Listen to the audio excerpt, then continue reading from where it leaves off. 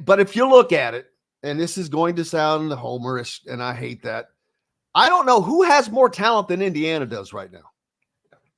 I think it's the combination of talent and age, right? Indiana is an old team. They are a team that has experience and they have talent on top of that, right?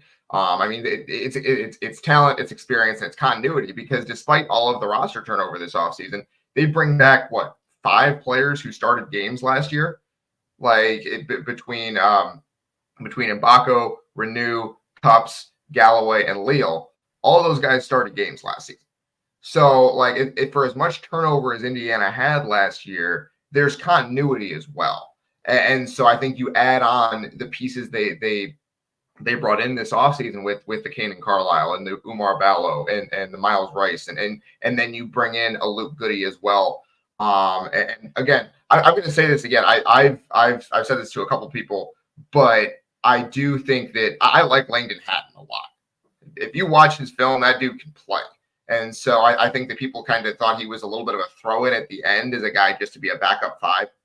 And that probably will be his role, but I wouldn't be surprised if he gets some pretty significant minutes at some point along the way, just because I think he has a really interesting skill set.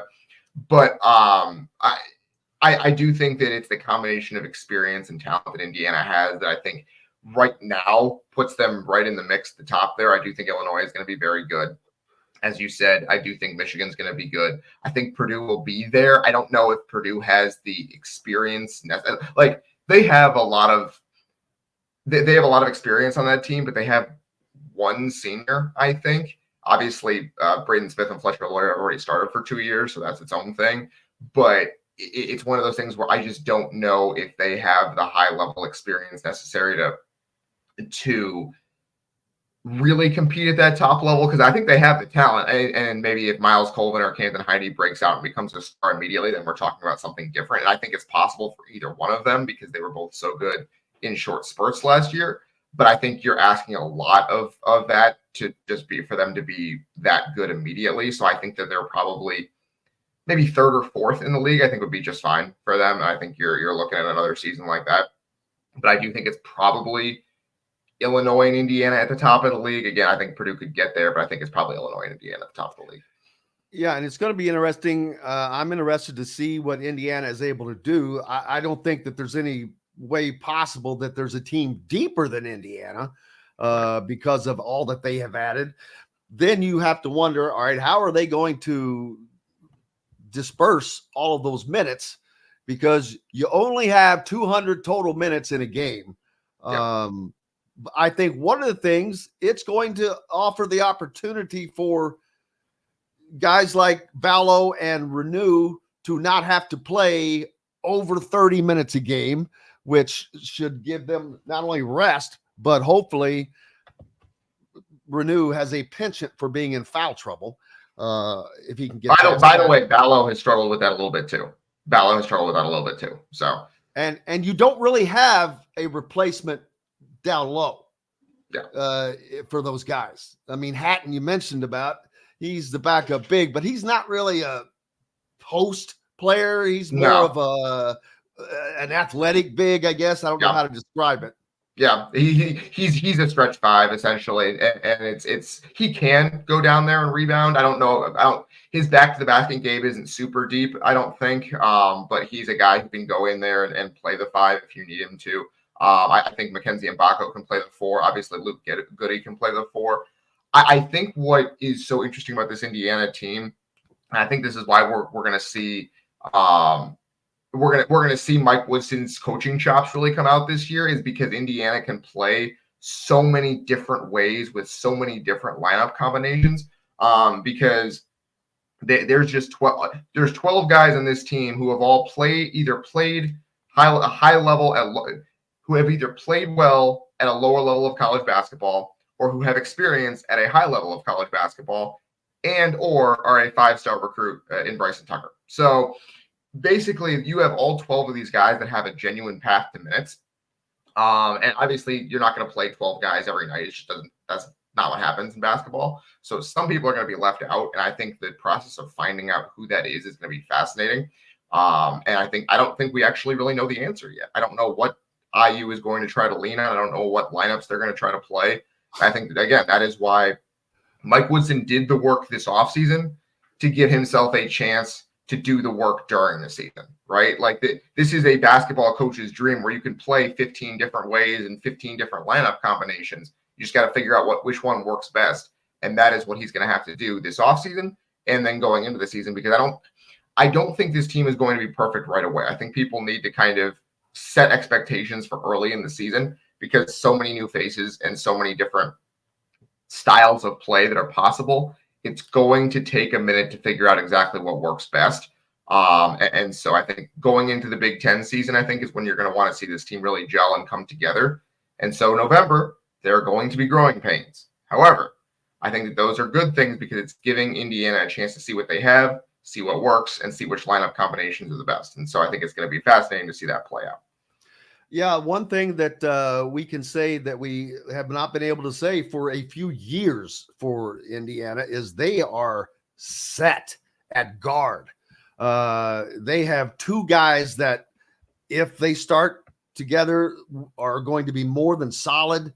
And that does not include guys that were starters that will more than likely be coming off of the bench, which is a huge boost if you can do that, because I think that they picked up speed. That gives them just some things they didn't have.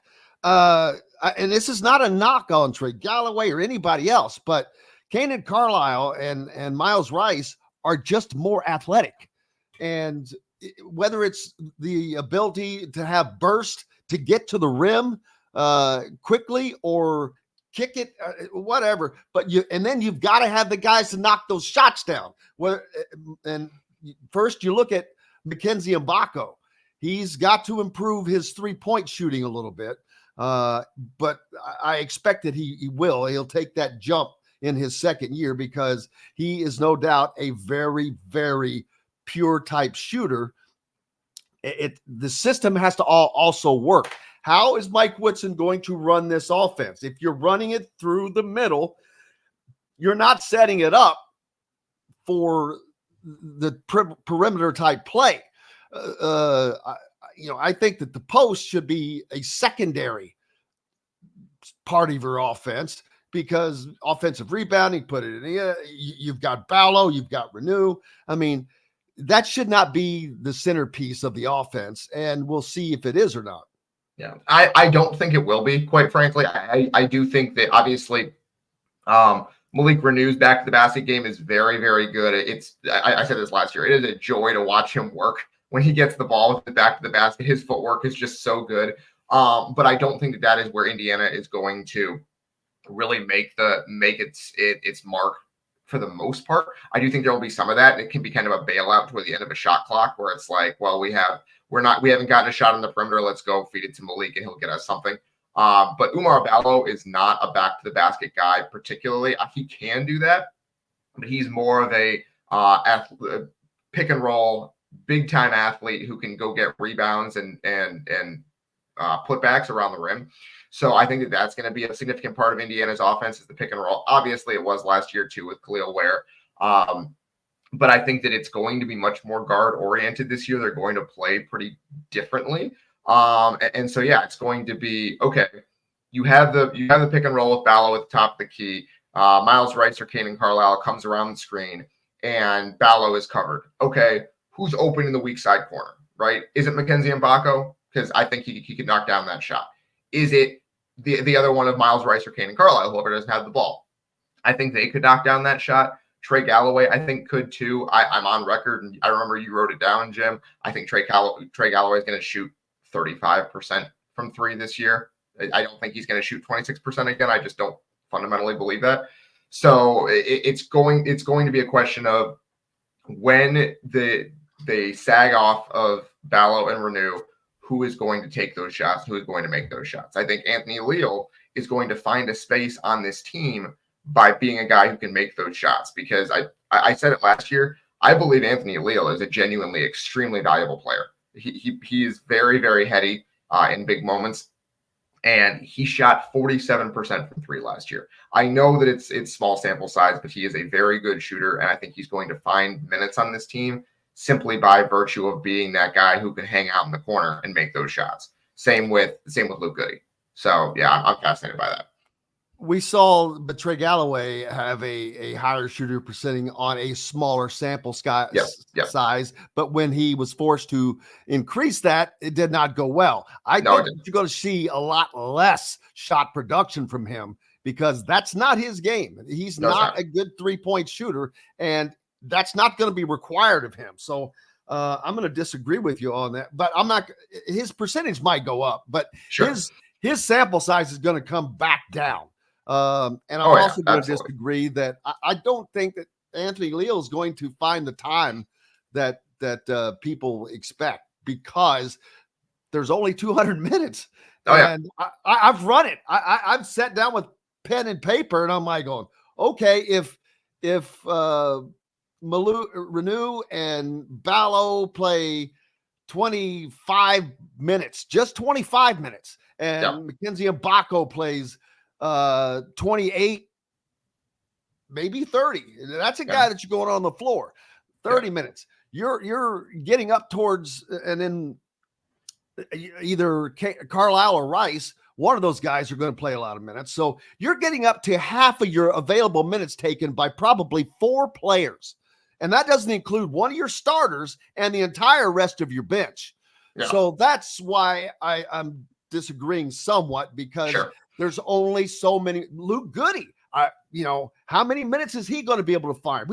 There's guys like Ja'Kai Newton who is a big question mark, and we just don't know.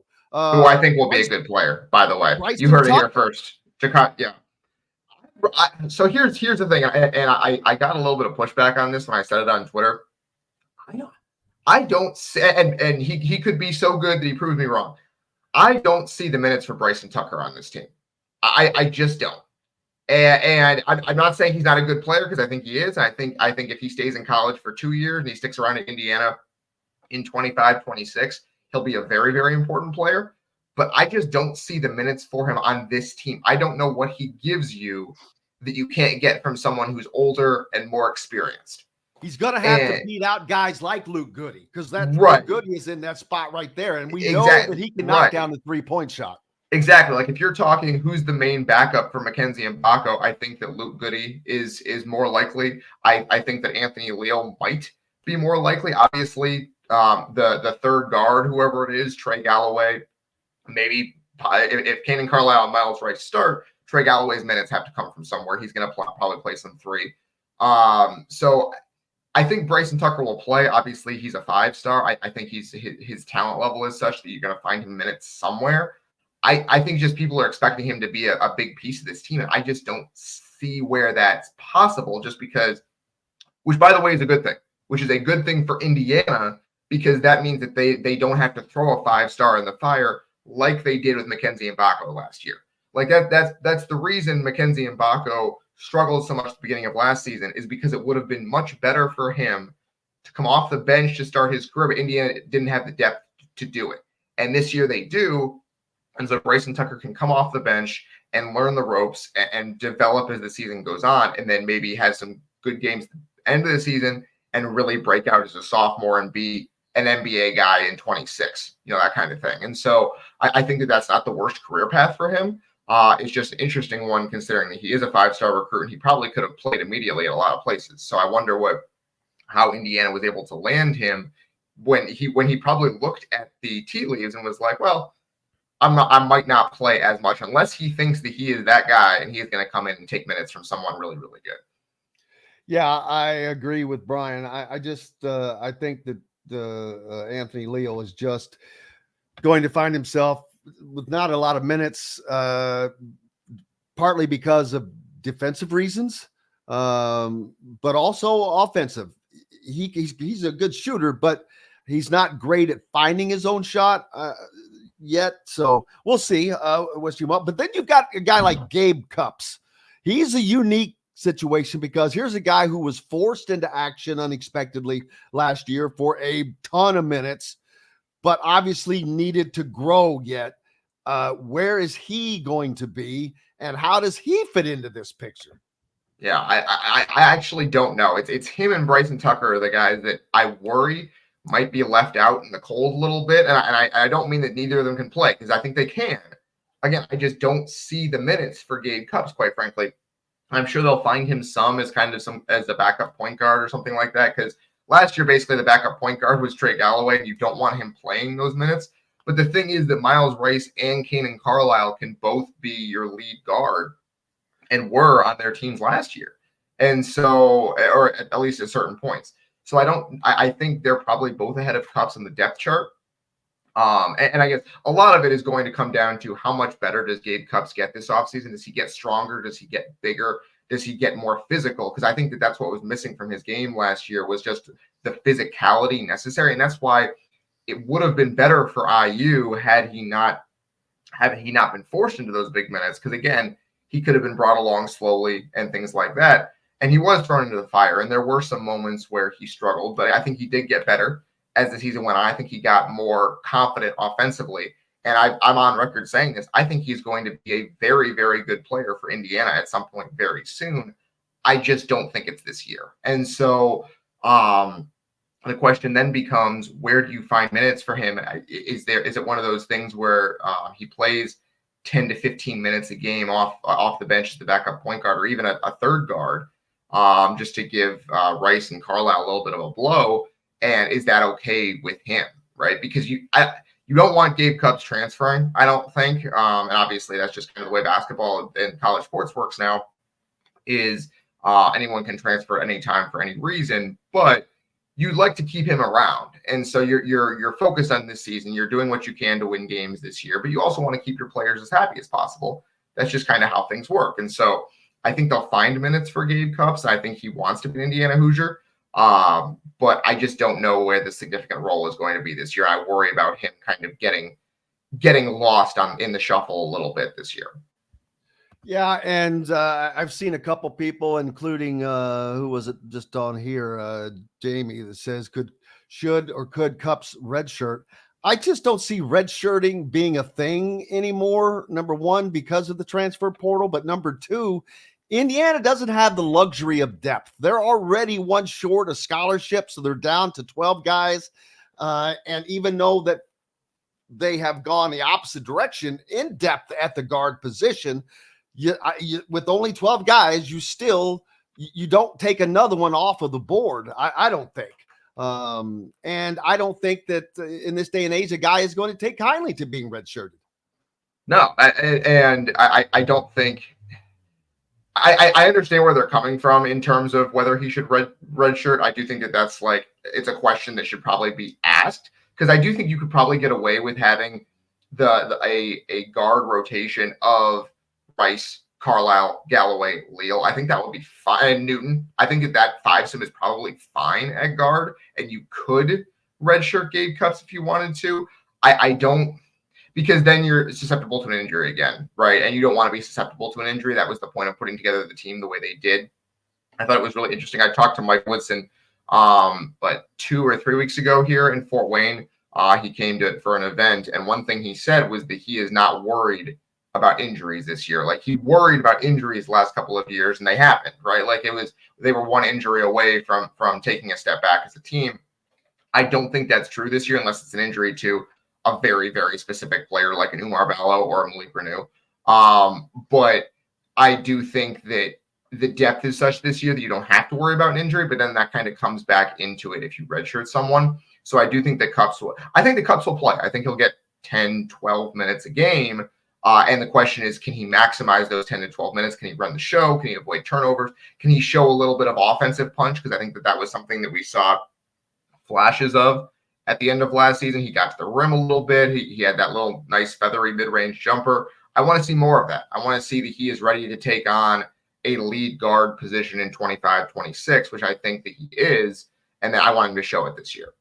Hello, everybody. Jim Coyle with Indiana Sports Beat Radio, and thank you for enjoying our content and videos. And make sure you hit that subscribe and notifications toggle so you don't miss out on anything, whether it's Indiana Hoosiers, the Boilers, the Colts, the Pacers, Indiana high school action, whatever is happening in sports. We're trying to bring it all to you, and make sure you don't miss out on a thing. Again, hit the subscribe button for us. Helps us out a ton. We appreciate each and every one of you. Thank you so much.